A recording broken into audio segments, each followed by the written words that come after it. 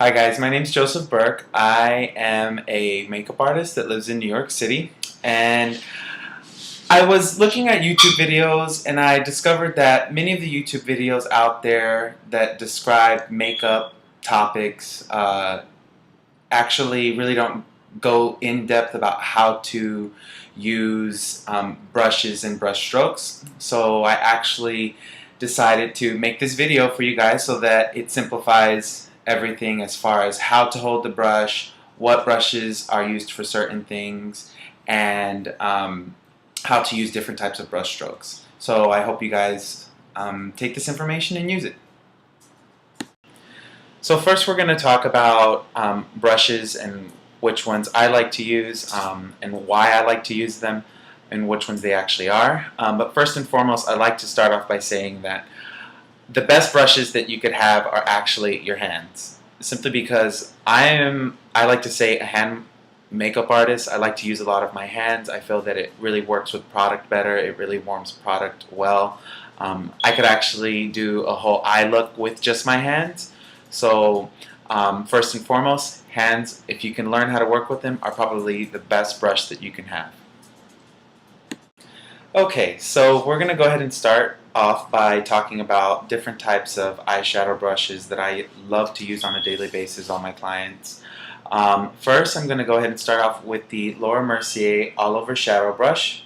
What I love most about this brush, it's a nice wide bristles, it's very, very flat. You can get right into the eyelid area, working the product in beautifully with this brush. It's a natural hair brush, and it's fairly inexpensive. I think about maybe $20 to $30. And it's just a nice brush to have when you're using lighter colors to just lay on first and then working other colors on top of that. The second brush that I have chosen is actually an Hourglass brush. This one is brush number 9. It's a beautiful, nice, dense smudging brush. You can get right into the crease and really lay on the product. Always remember my favorite thing to whenever I'm explaining to a client, the denser the brush, the more pigment that will be distributed onto the lid. And the lighter, the more fluffier the brush, the lesser the pigment will be distributed onto the lid. Which brings me to my next brush. It's the Sephora Professional Collection brush number 10. It's a crease brush. As you can see, it's very nice and light. There's not really much density there compared to the Hourglass brush. It's also a little bit smaller, but they pretty much both can do the same thing. I love this brush. It's really nice to just place color right onto the lid wherever you would like it. It's an amazing brush. It's actually my favorite brush, and I hope it's yours too. And then last but not least, of course, a good liner brush. I love this one from Tarte. It's an amazing brush.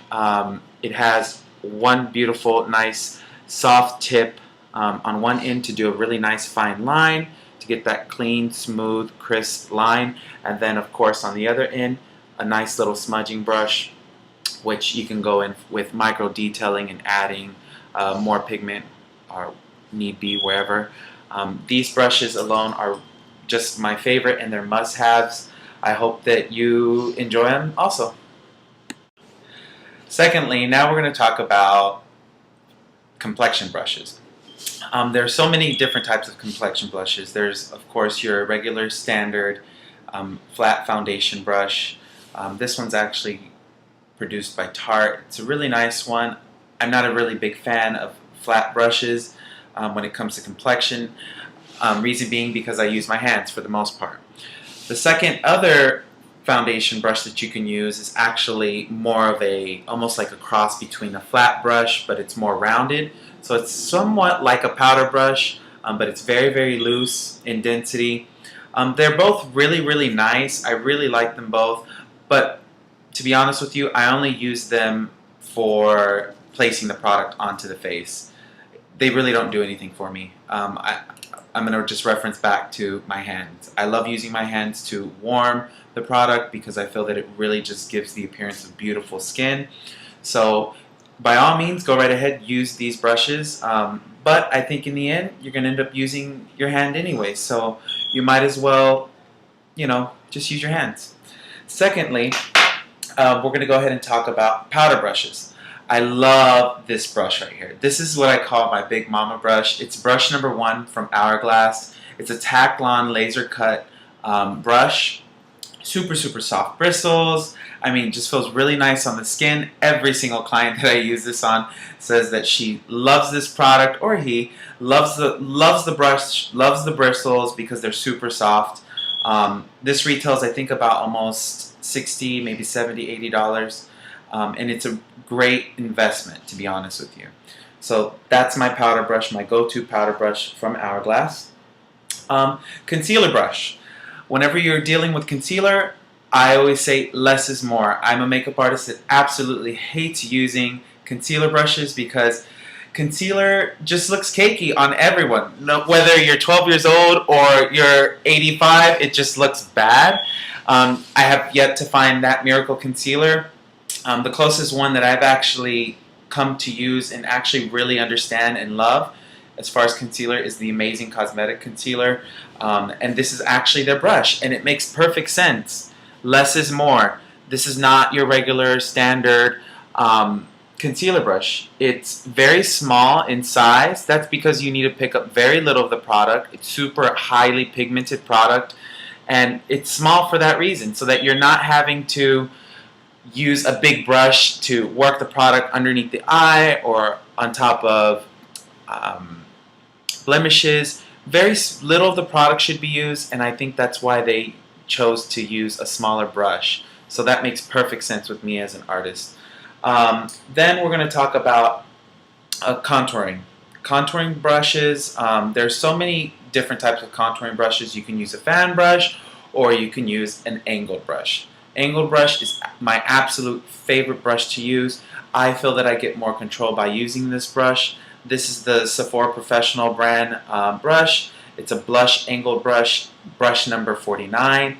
This retails at about $30, $35. It's an amazing brush to have, and hopefully with future YouTube videos that I post, you will be able to use and learn how to use this brush better. Most people are a little scared of it, but not me. Then last but not least, I love a nice loose brush. This one is a really beautiful brush from Lorac Cosmetics.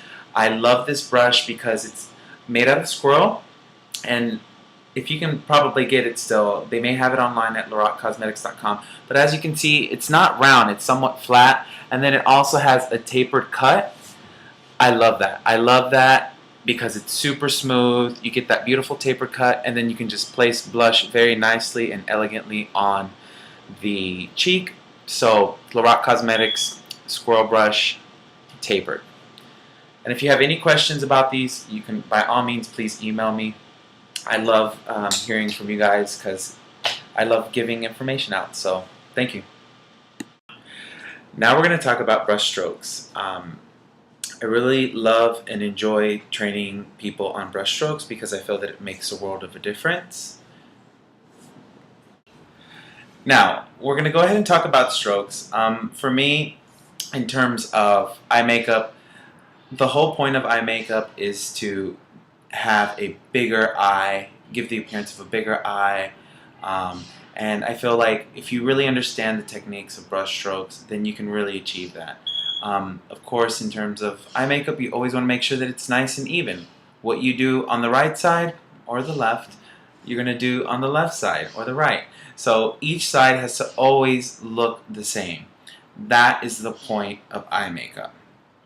It's not always going to look 110% the same. You may go a little bit higher on the right eye and maybe go a little bit lower on the left. But there are things that you can do to help with evening things out. And of course, brush strokes are going to help you with blending the product, evening things out, and just really creating softer product on the eyelid. So, depending on whatever brush you use, whether it's an all-over brush or a crease brush, you can do these strokes with these brushes, truly, even with your powder brushes, your foundation brushes. We're going to start off by talking about buffing.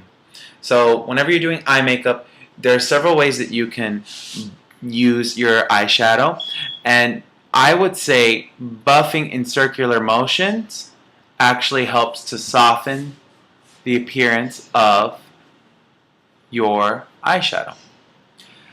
Secondly, what you can do next is you can also pat your product in.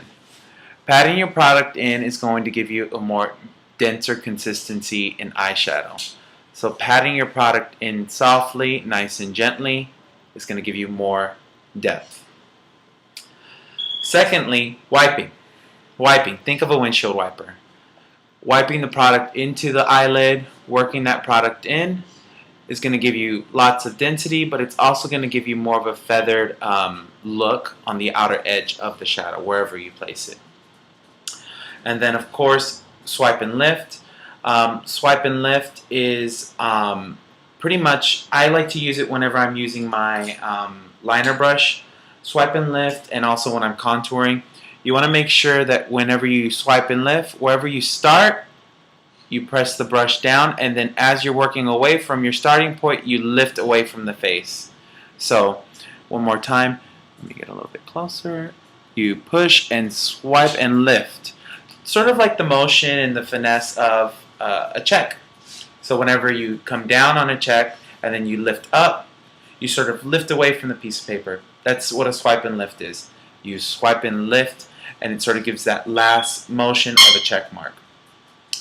And then, of course, last but not least, one of my favorite, pull down and lift. Pull down and lift is very, very simple.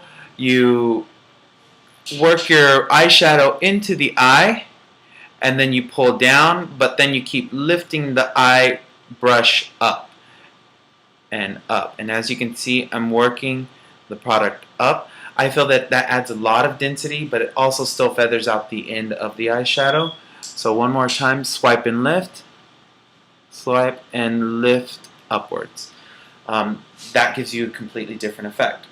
So whether you're buffing, whether you're patting your eyeshadow on, or wiping it across the lid, just like so,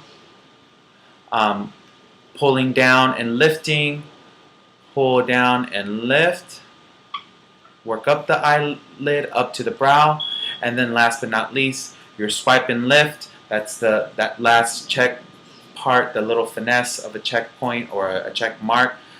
Those are all different ways that you can do your eye makeup, and I would just experiment with them and see what works best for you. But like I said, whatever you do on the right side, you want to make sure that you do it on the left. So now that we spoke to brush strokes, I want to talk to you about how to hold your brush and also how to grab product onto the brush. So this is a brush, obviously. There's so many ways to hold the brush. I like to teach my clients to hold closer sometimes to the hair, to the bristles. That's going to help to give you more control. And I feel like the more that you work away from the bristles, you actually lose a little bit of that control. So sometimes, depending on their comfort level or their comfort zone, what have you, they tend to grab here. But I feel, and I've noticed, that you have more control when you actually grab closer to the bristles. So you can grab either close to the bristles, in the middle, right here, or if you want a very light touch or almost like a dusting effect, you can actually grab at the tip of the brush. Now we're going to go more into detail about where to place product on a brush.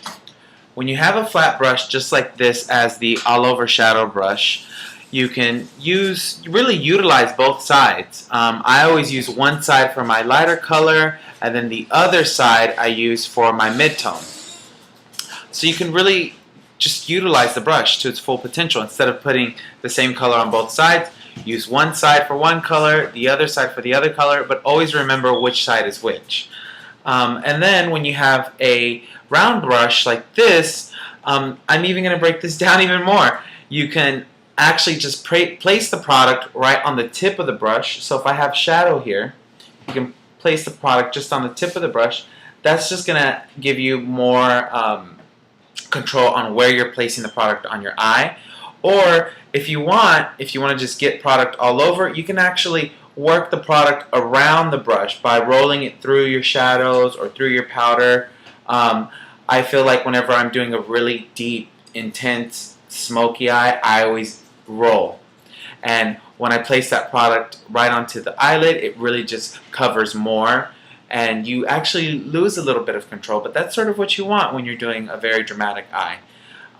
So really just utilize the flat brush for what it's worth each side, and then of course either placing the product on the tip of the blending brush or around by rolling it. And then last but not least, of course, going back to holding the brush.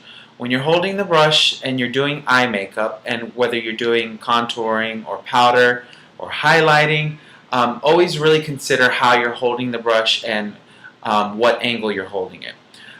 Whenever I do eye makeup, I always tend to hold my eyeshadow brushes parallel to the ground. So as you can see, I'm working that product in, just like that, with the brush being parallel. And then sometimes whenever I want to concentrate more color on the upper lid, right above the crease, I'll hold it at a downwards 45-degree angle. So that actually places the product even higher into the lid. And you can also do an upwards 45-degree angle. And that's going to place the product, if you're guessing it, even lower in the lid. So you're concentrating it in a different area.